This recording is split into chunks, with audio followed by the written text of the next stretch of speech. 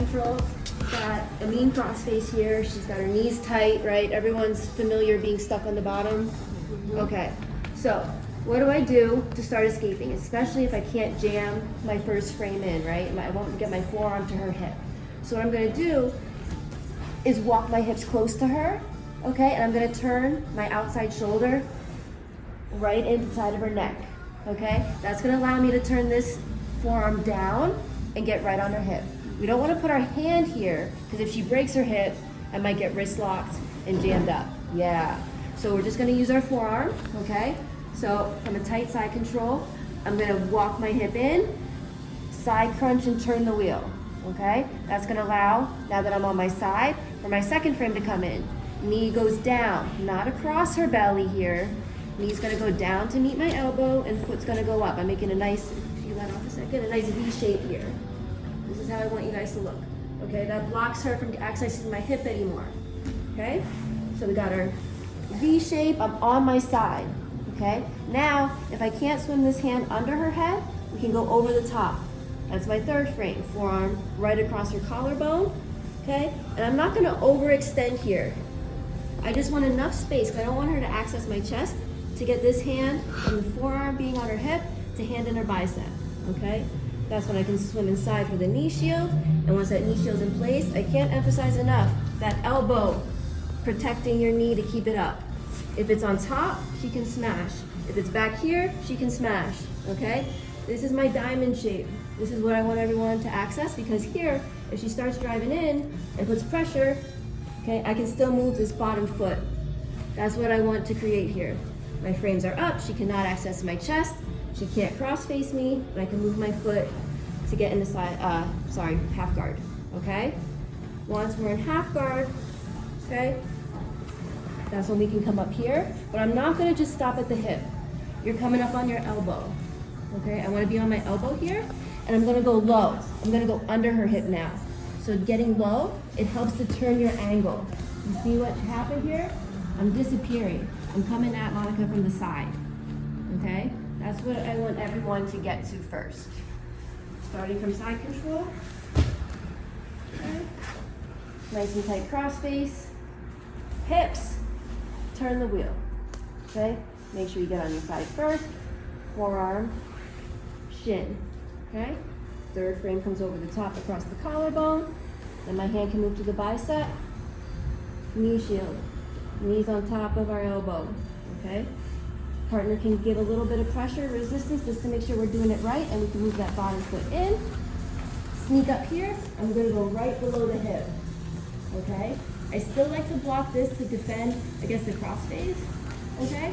But it's important I keep that ear glued to her chest. I'm lower than her. A lot of you I saw coming up kind of too high. Okay, we need to be low. We need to keep that shoulder tight to our partner's hip, okay? And start turning our bottom knee out. And I'm turning my back leg down now over the shin. Or I'm sorry, over the calf. You guys see that? Everyone's with me so far? Okay, so how it should look.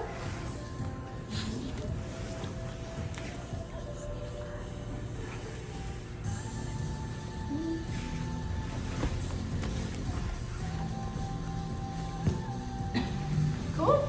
Try it. All right, 1, 2. Getting on your side is going to put more space between that person on top of you and the floor so you can move yourself. Whether you want to play guard and you're in the game, or you're trying to run away and escape, right? They can keep trying to push into you, but as long as you're on your side here and they can't get into your chest space, you can keep moving, right? So, back to the half guard. So this is a little different, the position. Once we get here from our knee shield, we got here and we're coming up, right? It's important, I'm coming up on this elbow, but I'm staying low here, okay? I'm staying low, and I'm looking to be below her shoulder with my head and below her hip with my underhook. I'm not coming across the back this time, okay? We're staying low here, okay? And I'm keeping this bottom hook active. My foot's flexed. I'm still wrapping around her leg so she can't run away from me. My leg is in front of her knee right now, and I'm gonna switch. I'm angling, so I'm coming at her sideways. Before here, I'm parallel. I'm right in front of her, right? I'm hitting her head on, and she's heavy. But if I keep throwing my shoulder at her hip, opening this knee and pinching down with my back leg, okay?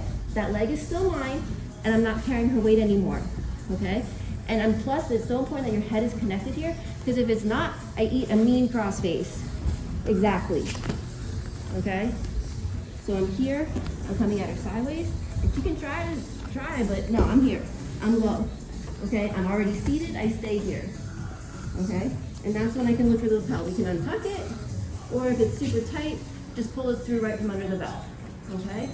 I'm gonna feed it now to the backhand, right? So I'm up, still keeping connected with my shoulder, my head.